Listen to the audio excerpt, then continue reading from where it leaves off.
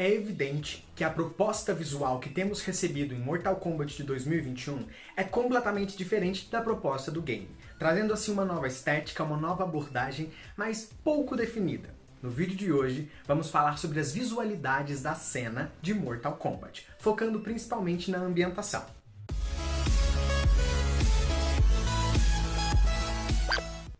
Olá, sejam todos bem-vindos ao Nerdoterapia. Eu sou Cal Oliver, o seu nerdoterapeuta. No nosso encontro de hoje, vamos falar sobre as visualidades da cena de Mortal Kombat. Eu vou explicar para vocês o que são essas visualidades, a que elas se referem e quais os compilados que elas geram de resultado final para um filme. Essa análise ajuda a gente a perceber não só Mortal Kombat, mas muitas outras obras. Mas antes da gente começar, caso você não seja inscrito ou inscrita aqui no canal, clica aqui, se inscreve, assina as notificações e deixa o seu like. Aqui no Nerdoterapia temos sessões todos os dias para deixar você cada vez mais nerd. Lembrando que aqui estamos fazendo uma websérie autoral. Se você quiser e puder colaborar, o nosso Pix está aqui embaixo. Qualquer valor nos ajuda e desde já agradecemos muito.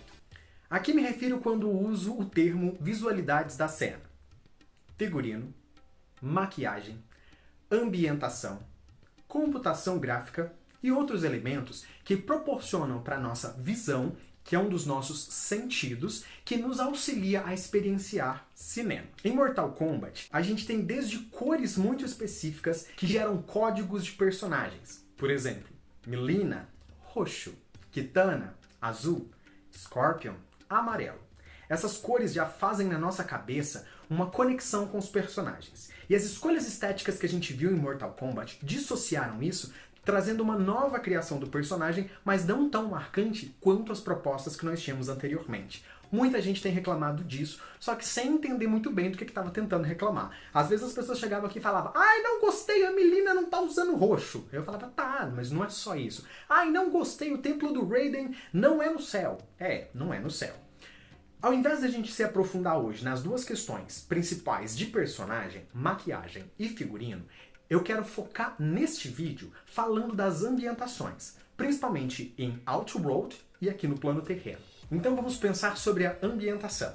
Quando você vai ver uma cena que propõe um ambiente, como por exemplo a cena inicial de Scorpion e Sub-Zero, a gente tem cena clássica de Japão feudal, toda aquela abordagem, as plantas, as casas daquela época, uma cor muito específica. Então nós começamos a identificar pequenos leves traços do que a gente identifica no Scorpion, como por exemplo o amarelo do kimono e tudo mais, que se faz desnecessário quando a gente vê a cena final, por exemplo. O Scorpion não é mais um ninja velado. Ele não precisa usar cores empobrecidas, cores terrosas. Ele pode de fato assumir suas cores mais incandescentes e mostrar a sua fúria enquanto Scorpion. Mas a gente não vai aprofundar nesse elemento ainda, porque eu quero falar dele especificamente, Scorpion, Sub-Zero, cada personagem. Quando a gente vai pensar nessas questões, eu já destaco alguns elementos que a gente tem que abrir o olho. Luz e sombra e o colorimento da cena, que é gerado através da correção de cor e que esse compilado de elementos gera uma fotografia, que vai desde o enquadramento que a gente recebe, a espacialidade e tudo que vai para essa cena. Aonde estão os dois problemas principais? Plano terreno, especificamente quando eles vão buscar o templo do Raiden, porque o Mortal Kombat ele era feito pelos monges aqui na Terra. E não é um torneio barraqueiro, como ficou parecendo, que era uma coisa tipo mal porcamente que os deuses ancestrais jogaram lá de qualquer jeito. Não, aqui no plano terreno era todo ritualístico, tinha toda uma abordagem, muito interessante inclusive. A gente vê isso muito bem trabalhado no filme de 95, que é inclusive muito similar ao que é apresentado pra gente no jogo de número 9, que também é muito similar ao que a gente vê no jogo de número 1. Mas a gente vê agora um empobrecimento da paleta de cores vivas. A gente não vê a natureza, a gente não vê os rios, a gente não vê as coisas que existem na Terra. A gente vê tudo árido, seco e um tom que vai sempre pro terroso e pastel. Qual o problema disso? Quando a gente vê a Exoterra, eles já tentam trabalhar ali de um jeito que parecesse uma coisa meio alienígena. Inclusive eu me refiro àquela cena que o Bi-Han conversa com o Shang Tsung e fala pra ele: "Eu sou Sub-Zero agora". Nessa questão, quando a gente vê, por exemplo, a Mileena vendo a galera lá chegando, fazendo a procissão, a gente vê exatamente a mesma abordagem na Exoterra do que na Terra.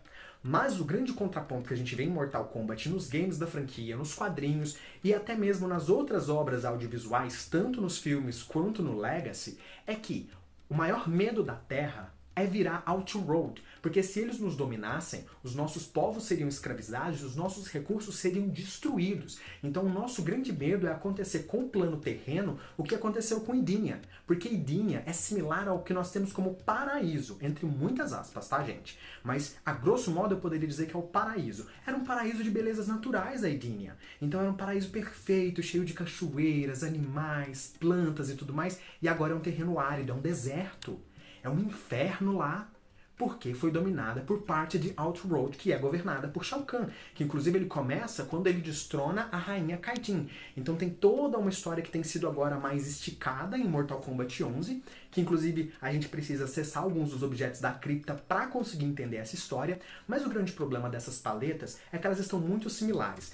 Quando você vê os guerreiros do plano terreno indo para o templo do Raiden, é muito similar ao que é a Exoterra.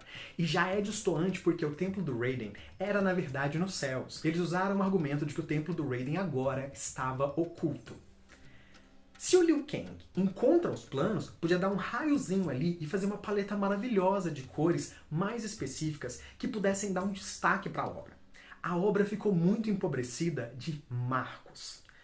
É importante, quando você vai colocar muito sangue em cena, principalmente numa obra como Mortal Kombat, que eu acho que deveria ter pegado mais ou menos o mesmo caminho ali que o Zack Snyder fez em 300 de Esparta em 2007. Exatamente, talvez você não saiba, mas o Zack Snyder foi o diretor de 300 de Esparta, que tem uma coisa muito interessante. Um overblood e um overcolor. Tem um gore exagerado, aquela chuva de sangue, aquela enxurrada de sangue, que ao mesmo tempo tem um colorimento muito específico para designar a chacina. Então, assim, faltou pra gente algo que desse um show imagético. O Simon, por ser um diretor inexperiente, ele tentou trazer o Mortal Kombat para uma aura realista e pouco artística. Cinema é arte. A gente não pode se esquecer disso em nenhum momento. Quando a gente vê uma obra como 300 de Esparta, ela fica absurdamente marcada pelas escolhas estéticas do diretor. O filme poderia ser uma bosta, que todo mundo ia lembrar do Zack Snyder pelo jorro de sangue combinado com as cores fortes. A gente pode também identificar isso em Spartacus, que também tem cores muito incandescentes dentro de um jorro de sangue, que fica inclusive muito interessante. Mas eu vou mostrar pra você tanto que as cores são importantes, porque, por exemplo, se eu falo da obra de Quentin Tarantino, eu consigo resumir a obra estética dele com duas cores muito específicas, o amarelo e o vermelho. Se eu falo pra você Tim Burton, preto, branco, roxo e verde. As paletas de cor que apontam para um buscar da cena era o grande potencial para ser explorado dentro do Mortal Kombat. Infelizmente, isso começou a ser refletido não só nas ambientações. O maior problema é que isso precisava ser muito explorado. As belezas naturais da Terra, o lugar onde o Raiden fica, que é um templo sagrado, que não precisava ter aqueles tons pastéis e terrosos, que estavam muito similares ao da Exoterra, que o maior problema é, pra que a gente vai ter medo de virar aquilo lá se tudo que aqui é na Terra é daquele jeito lá? Entende? O grande problema é que nós precisávamos ter dois lados diferentes. E aí é onde o Simon tenta se escorar assim, a muleta dele. Scorpion e Sub-Zero, trazendo o azul e o amarelo como se fossem duas coisas muito específicas e objetivas que se contrapõem para trabalhar tudo em cima disso. E fica fraco. Principalmente quando na cena de luta do Scorpion e do Sub-Zero tem muito mais gelo do que cores quentes. Então assim, a gente vê que o terreno ali é do Bi-Han, o que é um pequeno problema. Porque se o Scorpion ele veio do inferno para resolver o rolê, ele podia trazer de alguma forma referências clássicas. No filme de 95, a gente tem uma cena que o Johnny Cage vai pro Netherrealm para lutar com o Scorpion, que a gente vê uma paleta absurda. Que, inclusive, essa troca de cenário é um marco de Mortal Kombat. Por exemplo, Mortal Kombat 3. Sabe quando você dá um uppercut? Que, inclusive, eles ficam tentando lá, ai, dá um uppercut, ai, dá um uppercut. Eles trazem isso de uma forma muito superficial. Agora, imagina só. Se o Scorpion arrastasse o Bi-Han para o inferno, eles lutassem lá com cores incandescentes e de repente com um uppercut ele voltasse para a parte superior atravessando um portal paralelo de alguma forma, fazendo uma referência clássica ao Mortal Kombat 3.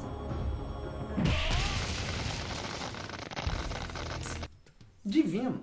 mas optaram por se manter dentro de um tom pastel e terroso, justificando que não haviam dinheiro para investir tanto em tantas coisas. Mas acreditem, gastaram dinheiro à toa em muita coisa, uma instalação megalomaníaca, e não aproveitaram nada. A gente tem, por exemplo, uma referência direta, a gente vê The Pit. Desde o início ali do filme a gente vê The Pit anunciado, quando do logo da Warner ele se transforma, a gente vê a lua do The Pit clássica que passa e vai para outro lugar. Mas a gente tem uma pouca exploração dos cenários clássicos de Mortal Kombat.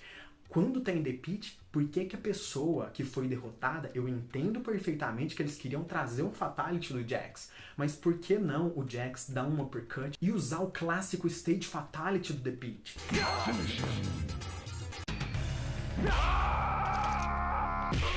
E infelizmente, eles fizeram escolhas muito ousadas e que ficavam tudo no mesmo lugar, e que perdia o colorimento que o Mortal Kombat traz pra gente. Porque cada cor tem algo muito importante pra gente, porque parece que no Mortal Kombat cada cor é de um personagem.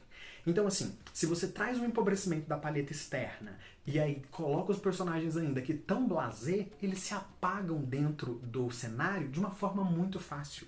Então, por exemplo, o Cole Young, teve uma hora que eu fiquei muito chocado de ver que ele tava de camiseta simples e calça jeans. Falei, é esse tipo de personagem que eles estão tentando incluir mesmo? E ainda mais um cenário muito simples. E aí a luta do Goro com o Cole Young ser num celeiro é uma lástima. Sabe, a gente tinha tantas possibilidades que poderiam ser feitas. Infelizmente, as escolhas do diretor foram muito tristes e muito infelizes, porque ele não acertou no jogo de câmera, e eu não vou falar desse jogo de câmera e dos ângulos, porque eu já falei no vídeo anterior. Se você quiser conferir, clica aqui no card, e algumas das outras coisas eu já falei na minha crítica geral. Então, como eu já disse aqui antes, que no Nerdoterapia nós não gostamos de problemas, nós gostamos de soluções, o que eu diria? O templo do Raiden precisava ter sido trabalhado em uma pegada monge. Especificamente, os monges precisavam estar lá, muitos deles mesmos, exatamente como um grande mosteiro, e as pessoas não entram no mosteiro porque todos os monges são treinados, não é só o Liu Kang e o Kung Lao. Lá tem muitos grandes combatentes que não foram escolhidos para lutar no Mortal Kombat, mas organizam o Mortal Kombat, e eles merecem respeito. E eu não acho que a Exoterra está errada.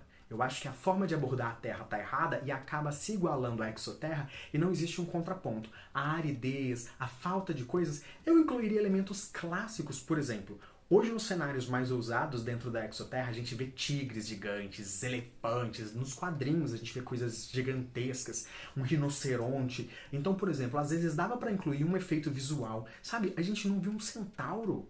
A gente não viu um Shokan além do Goro. Então, assim, dava pra colocar ao fundo, pra fazer de uma coisa a pessoa passando. Não precisava ser uma coisa muito bem trabalhada, uma coisa em frente à câmera. Podia ser um easter egg, porque ali era o momento de usar um fanservice legal pra dar uma vivacidade para a visualidade da cena, que acaba ficando empobrecida por conta da fragilidade das escolhas do diretor. Tentaram se escorar em Scorpion e Sub-Zero, mas precisávamos ter uma pegada de monge pro plano terreno no templo do Raiden, uma pegada árida e destrutiva pra Exoterra, para manter aquela aura de o medo daquilo acontecer aqui no nosso planeta, ao mesmo tempo que a paleta também do Scorpion e Sub-Zero dentro de suas batalhas precisavam de um desenvolvimento maior e cenários um pouco mais, talvez, genéricos, mais objetivos. Por exemplo, o Goro e o Cole Young lutarem num celeiro, lá no meio de uma casa comum, não é tão interessante. O Shang Tsung podia ter levado o Cole para uma arena de Outroad, em que o Goro tivesse sentado bebendo vinho.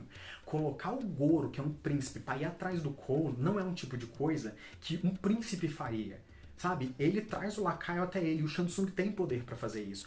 Então, assim, eu acho que, infelizmente, nós tivemos essa abordagem, mas que num próximo filme, eles deveriam ser mais cuidadosos com esses elementos e trazer mais cores para os personagens. As cores dos personagens nós vamos falar sobre elas, como o figurino, como a maquiagem e a computação gráfica, no vídeo respectivo de cada um deles. Serão 3 vídeos, um sobre Cole Young, Scorpion e Sub-Zero, um sobre a galera da Terra e outro sobre a galera de Outroad. Se você gostou desse vídeo, quer continuar esse papo comigo e quer pegar esses 3 vídeos, clica aqui, se inscreve no canal e assine as notificações. Aqui no Nerdoterapia temos sessões todos os dias para deixar você cada vez mais nerd.